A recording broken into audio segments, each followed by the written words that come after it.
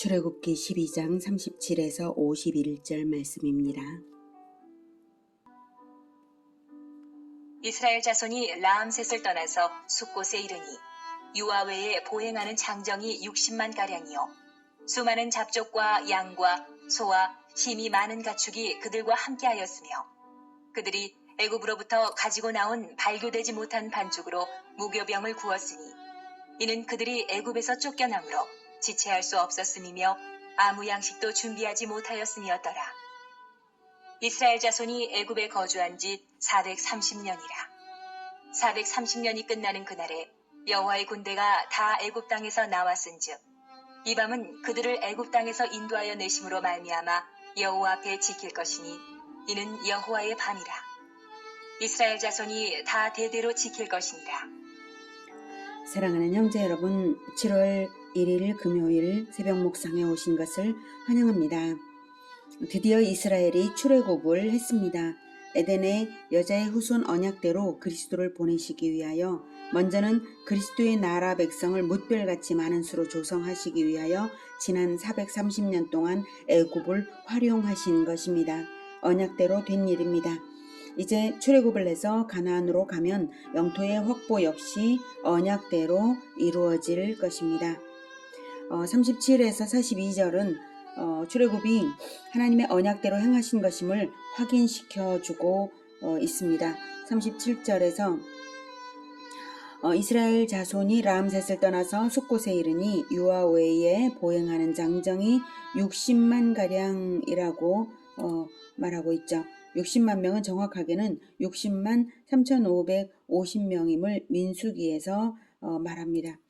민수기 1장 45, 46절에서 60만 3,550명이라는 것이 여기에 나와 있습니다. 46절에 60만 민수기에서 인구조사를 했더니 이렇게 확인이 되었습니다. 20세 이상의 군인만 센 것으로서 대략 환산하면 약 200만 가량의 인구가 출애굽을 한 것입니다.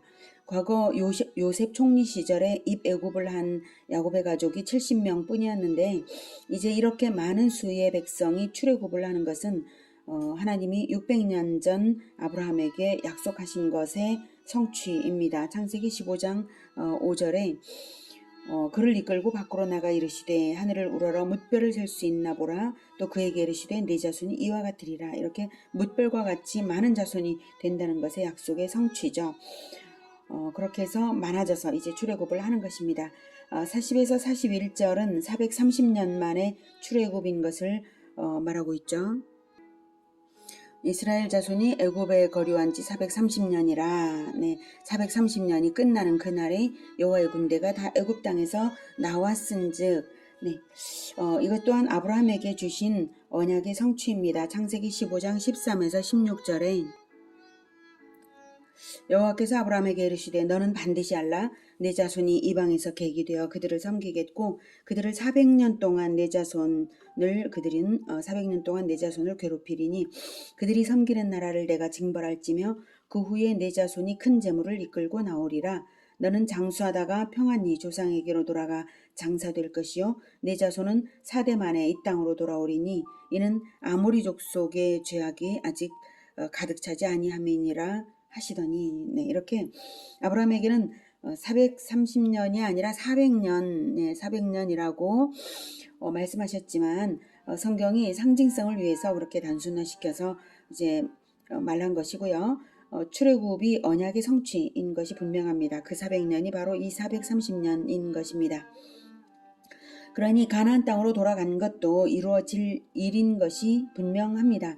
가나안 땅에 돌아가면 아모리 족속의 죄악을 심판하는 여호와의 칼 역할을 하고 그 땅을 차지해서 신정왕국을 건설하게 될 것입니다. 16절에 창세기 15장 16절에서 아직 그때 4대를 더 기다려야 되는 이유를 말씀하시죠. 아직 아모리 족속의 죄악이 아직 가득 차지 아니함이니라. 그러니까 이제 출애굽할 때쯤이 되면 아모리 족속의 죄악이 가득 차서 심판의 때가 된다는 말씀을 그때 이미 하셨던 것입니다. 그래서 심판의 칼 역할을 하고 그 땅을 차지해서 신정왕국을 건설하게 될 것입니다. 신정왕국을 건설하면 누가 왕일까요? 네, 그리스도가 왕입니다. 그리스도가 왕이신데요. 그리스도를 나중에 보내실 거죠. 그리스도가 오시기 전에 그리스도의 법치를 받는 백성으로서 훈련되어야 하는 것이 우선적인 과제입니다. 그리스도의 법을 지킬 줄 알아야 그리스도를 맞이할 자격이 있는 거죠. 그래서 하나님은 이스라엘에게 기초적인 진리를, 그리스도의 진리를 가르치신 것인데요. 그것이 바로 유월절과 무교절입니다. 그 기초적인 진리는 바로 보혈로서 맺은 왕의 언약을 믿는 자가 왕의 백성이다. 유월절로서 가르치셨고요. 다음은 거룩한 영의 양식을 먹으며 왕을 기다리는 것이 왕의 백성의 삶이다. 라고 무교절로서 가르치셨습니다. 이것이 그리스도의 백성의 기본 자세이고 기초적인 진리입니다. 구약이나 신약이나 진리는 동일한 것입니다. 그런데 아직 그리스도의 나라가 완성되지는 않았죠. 그리스도의 나라는 초림으로 시작이 되었고요. 재림으로써 완성이 됩니다. 여호와 하나님은 에덴에서 첫 범죄가 저질러진 그 순간부터 옛뱀 마귀의 머리를 밟을 여자의 후손을 보냄하고 구원의 언약을 주시고 그 언약을 이루기 위해 지금까지 역사 속에서 일하고 계신 것입니다. 하나님의 언약은 아들의 피로써 맺은 언약이므로 반드시 이루어집니다. 하나님의 언약은 작정한 대로 이루시는 전능자의 언약이므로 반드시 이루어집니다. 자, 그 영광스러운 그리스도의 나라 백성이 된다는 것은 아브라함의 혈통이기만 하면 될까요? 아니죠. 사실 아브라함의 아들들이 여럿 있었지만 오직 이삭이 언약을 물려받았죠. 이삭의 아들이 둘 있었지만 언약을 믿은 야곱이 언약을 물려받았죠. 언약을 믿는 것이 그리스도의 백성이 되는 근거입니다. 자, 그러면 출애굽을 할 때 수많은 잡족은 어떻게 될까요? 38절. 38절에 수많은 잡족과 함께 출애굽을 했다는 것을 기록하고 있죠. 자, 이들은 혈통은 이스라엘이 아닌데 언약을 믿어서 함께 나온 사람들인데요. 이들은 소속이 어떻게 될까요? 그 잡족들의 소속은 이스라엘인가요? 아닌가요? 하나님은 이 문제에 대한 답을 유월절 규례로서 주십니다. 그들에게도 유월절 규례를 행하는 자는 유월절 규례를 행하도록 하신 것이죠. 유월절 규례를 행하는 자는 구원받은 자이고 이스라엘 공동체로 인정하는 것이죠. 그런데 아무나 유월절 규례를 행할 수는 없습니다. 43절에 여호와께서 모세와 아론에게 이르시되 유월절 규례는 이러하니라. 이방 사람은 먹지 못할 것이나 각 사람이 돈으로 산 종은 할례를 받은 후에 먹을 것이며 거류인과 타국 품꾼은 먹지 못하리라. 한 집에서 먹되 그 고기를 조금도 집 밖으로 내지 말고 뼈도 꺾지 말지며 이스라엘 회중이 다 이것을 지킬지니라. 너희와 함께 거류하는 타국인이 여호와의 유월절을 지키고자 하거든 그 모든 남자는 할례를 받은 후에야 가까이 하여 지킬지니 곧 그는 본토인과 같이 될 것이나 할례 받지 못한 자는 먹지 못할 것이니라. 할례를 받은 자는 유월절 음식을 먹을 수 있다는 말씀이죠. 공동체적 생활로서 교제 관계가 분명한 자들이어야 됩니다. 타국 품고는 안 된다. 그러니까 공동체 안에 있어야 된다. 돈으로 산 종은 되는 거죠. 이것입니다. 그리고 구원은 공동체적인 것입니다. 소속의 원리가 적용이 됩니다. 한 집에서 먹되 공동체적 원리죠. 한 집에서 먹되 모든 남자는 할례를 받은 후에야 가까이 하여 지킬지니 즉 할례 받은 가장을 대표로 하는 가정교회 단위로 구원받은 공동체로 인정하신다는 뜻입니다. 구약에서 남자에게만 할례를 받고 남자만 존중하는 것처럼 느껴지지만 그것은 사실 남자만 존중하는 것이 아니라 남자를 대표로 하여서 한 공동체 단위로 구원을 하시는 하나님의 은혜입니다. 구약의 할례는 신약의 세례입니다. 피로써 하나님과 언약 관계를 맺은 하나님의 백성이라는 의미죠.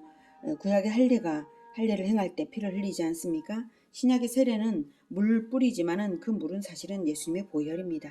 예수님의 보혈을 상징하는 것입니다. 구약의 유월절 음식은 신약의 성찬입니다. 피로써 하나님과 언약 관계를 맺은 하나님의 백성이라는 의미가 구약의 유월절 음식, 신약의 성찬, 구약의 할례, 신약의 세례에 다 있습니다. 바로 그 정체성을 가진 사람은 구원받은 백성입니다. 행위로만 유월절 음식, 성찬, 세례를 할 수가 있습니까? 그것이 진정한 것이 아니죠. 그것이 진정으로 마음으로 영혼으로 받아들여져서 그 행위가 나타날 때, 그 기념 행위가 나타날 때에 구원이 있는 것이죠.